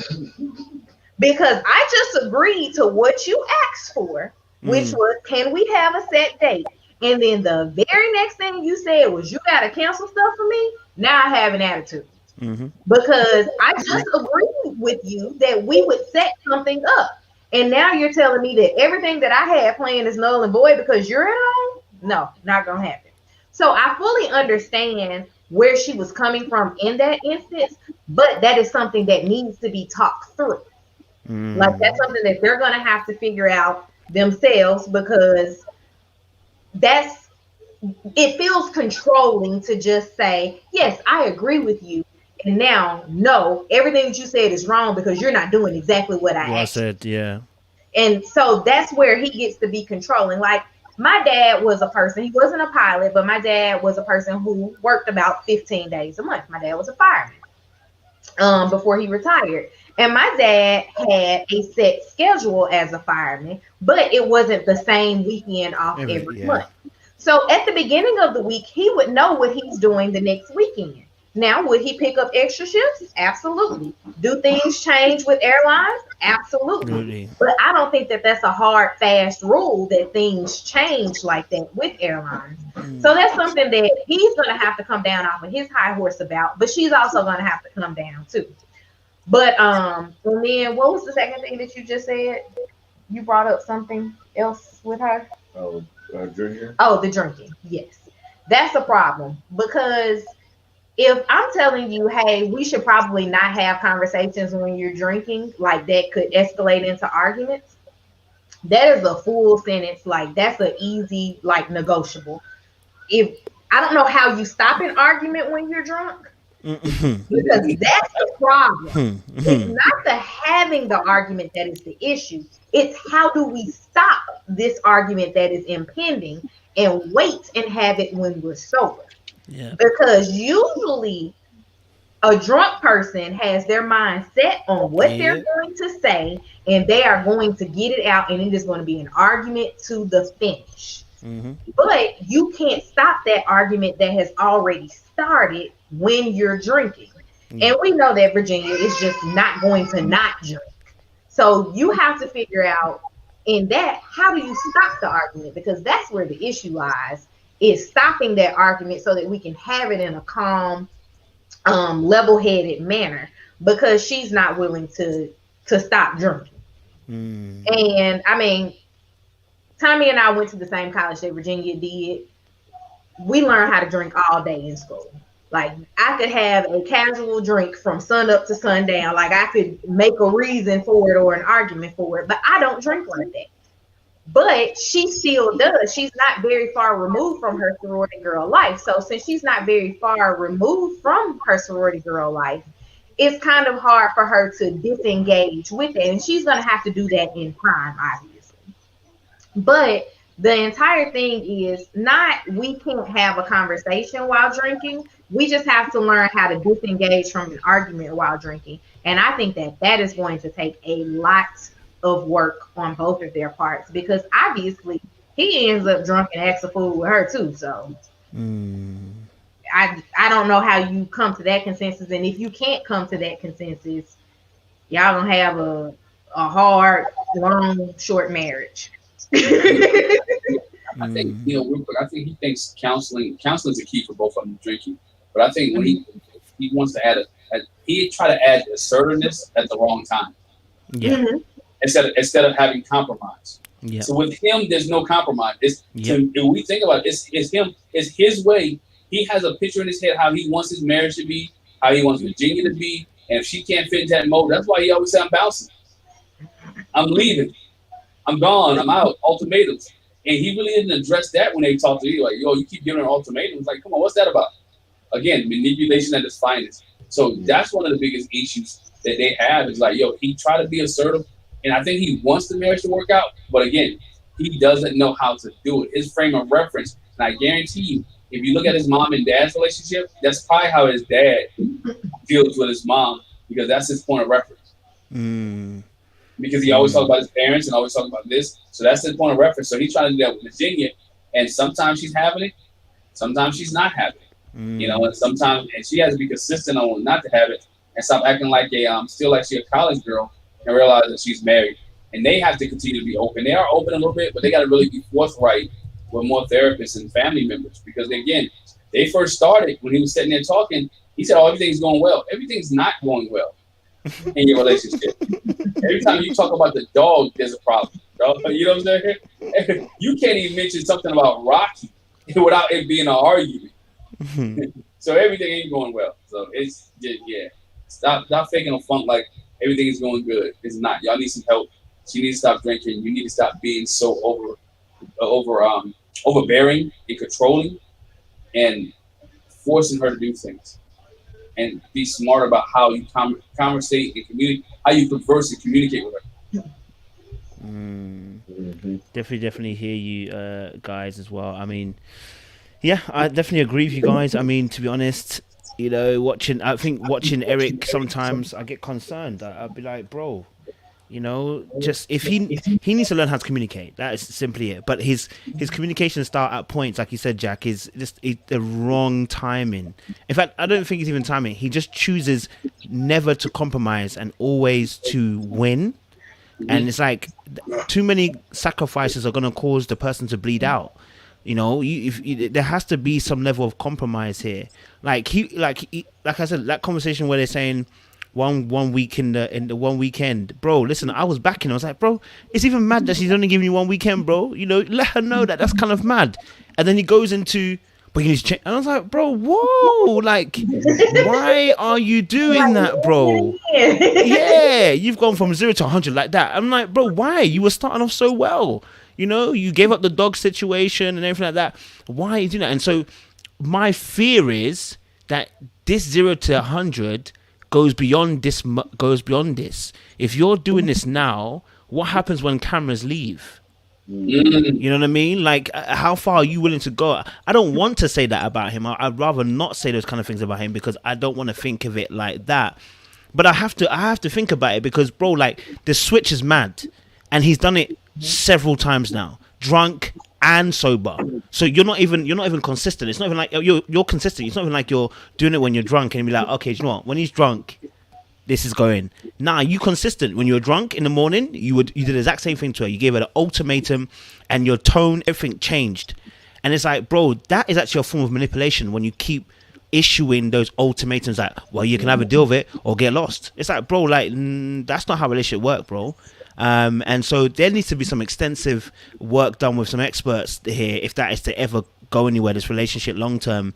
Otherwise, if Virginia doesn't get out of there, I can see her hitting him with the iron, bruv, upon his head top, because like she's that kind of, she will not have it. After a while, she will not have it, bro. Like, do you know what I mean? If she's not willing to give up the weekends and stop seeing her boys. Trust me, the iron will hit your head top, Eric. Listen, just learn how to communicate, learn how to compromise, learn that everything can't just be it's my way or the highway. Right? It doesn't work like that. Very, very quickly, last couple, very, very quickly. Haley and Jacob. Haley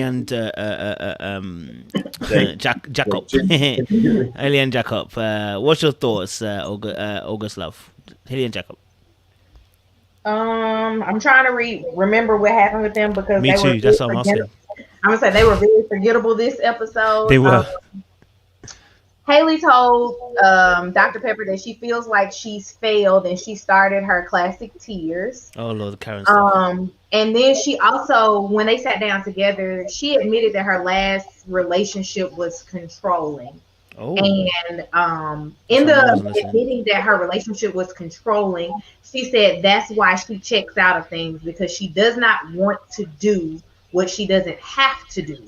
And if she can change that narrative essentially and not have to deal with it, she doesn't have to. Haley can't be married doing that, because there are so many things that you have to talk about in marriage and do in marriage, and just even in adulthood. Yeah. That you do not want to do. And it's not all going to go your way. So with that being said, I think that she and Jacob need to cut their losses now, like try to become friends, if nothing else, so she can go over and use his pool. And that's pretty much all I got for them, because obviously she's not trying, and her not trying is a direct result of she doesn't want to. Like, it's not because she's not even attempting to equip herself with the tools to do it. She just doesn't want to do it. I think that Jake is, I don't want to say awkward, but he is a little bit awkward. And his awkwardness is actually a thing that would possibly make people gravitate towards him. Everybody has that person in their life that kind of is the odd man out in situations, but you love them for who they are. Kind of like Amelia and Bennett. Like, they just happen to be a couple that's that way. Like, it's in that regard where it's like, you know, you have a soft space in your heart for Jake, and I definitely have a soft space in my heart for Jacob, like, watching this season, because I felt like he was very poorly matched, and he was willing to do whatever it was that was asked of him to, you know, change, but she couldn't give anything in that asking for a change. So I'm definitely team Jacob. I think that Haley needs to step back and just reevaluate if she wanted the wedding or the marriage. I think that she wanted the wedding and not the marriage, and she needs to just sit back and try to work on herself to decide if she even wants to pursue another relationship in the future. Everybody's not supposed to get married. I hear that. I think Jacob's last 10 years was, like, by far one of the saddest stories I've heard. It was just pretty. It makes sense why Jacob is saying this is his last hoorah to at love and marriage and all these things. But it's just when he said that about, like, the last 10 years, he's watched his friends get married and have children, and he's just had to be on the sideline. Like, I think they were perfectly matched, because that's basically what happened with her. She pretty much was just watching everybody else get married, and you know, wasn't finding the love that she needed. But I mean, like, it's a personal thing on her side. She needs to fix herself on her side, and then Jacob also.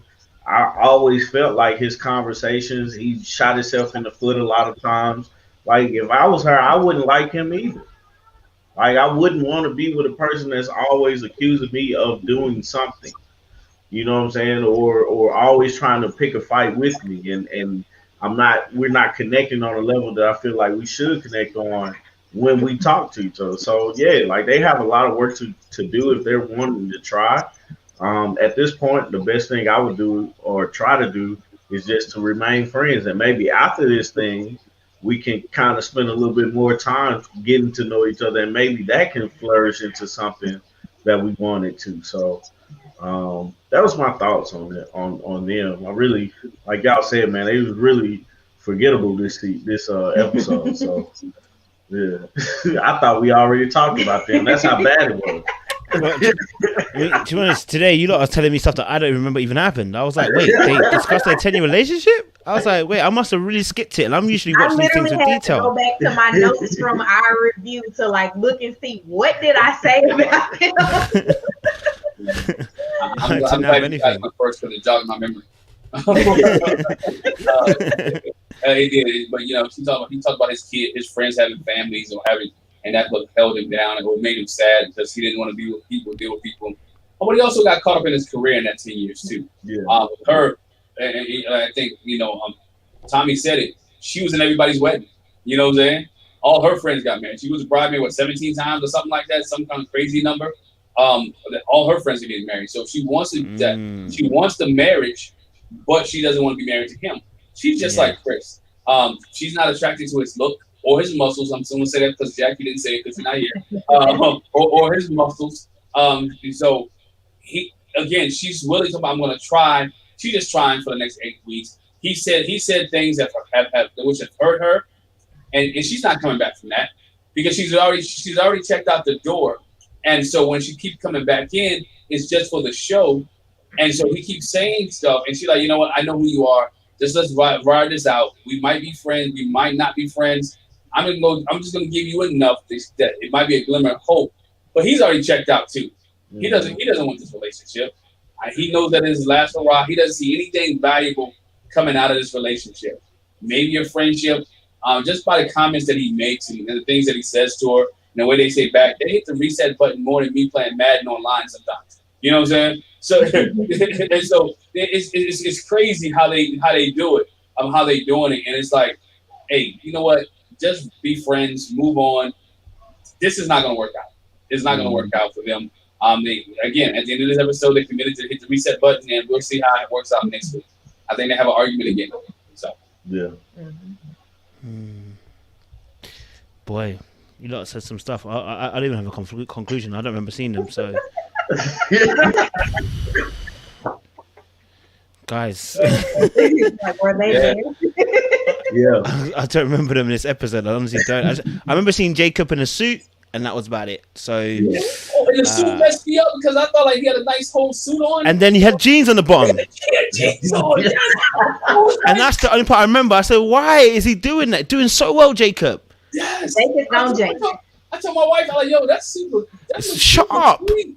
I'm like, the suit is sweet. And then when they panned down, he had jeans. I was like, oh, dang, dog. The only thing I could think of was he was moving like it was a Zoom meeting. My friend, you're on TV. It's not a Zoom meeting.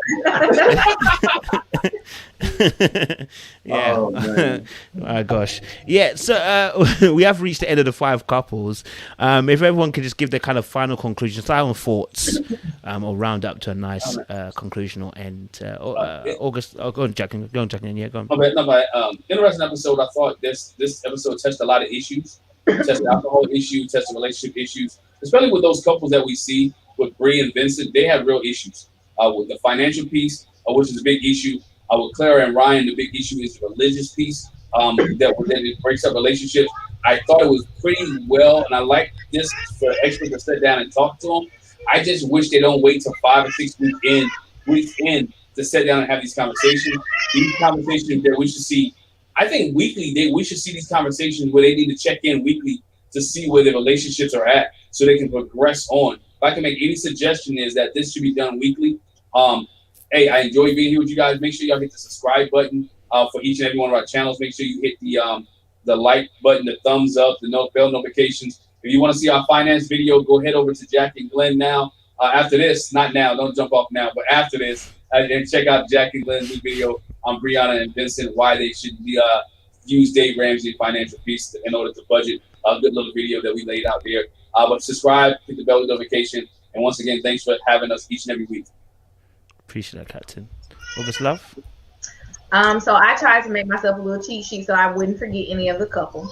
I think Vincent and Brianna need to sit down with someone that specializes in premarital counseling and do that bit. I know when Tommy and I went to premarital counseling, we had to go through the whole gamut. Like we talked about finances, we talked about everything.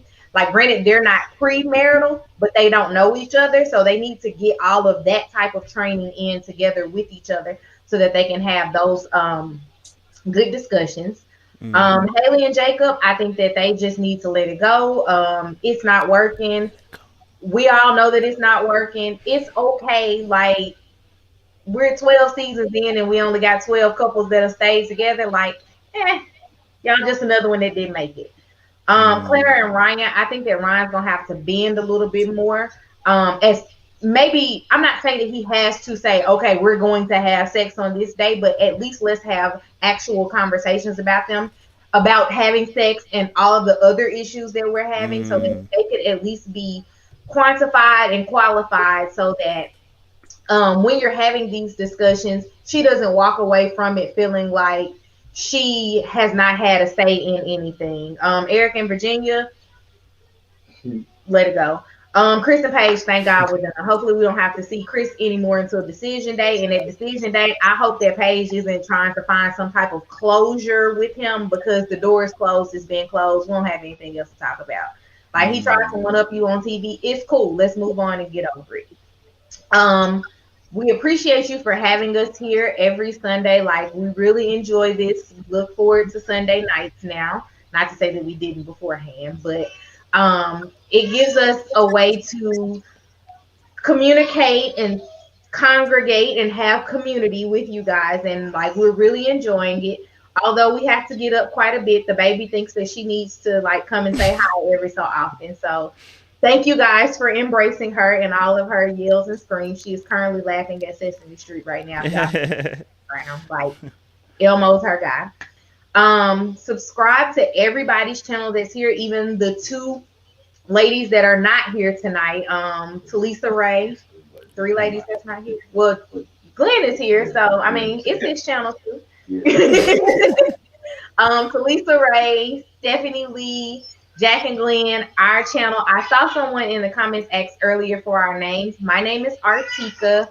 This is Tommy, and our daughter is Lily, who makes her presence known very well in the background. But we enjoy doing this every week. We hope you guys are having a great time sitting and talking with us. But make sure you subscribe to all of our channels, turn on all the notification bells.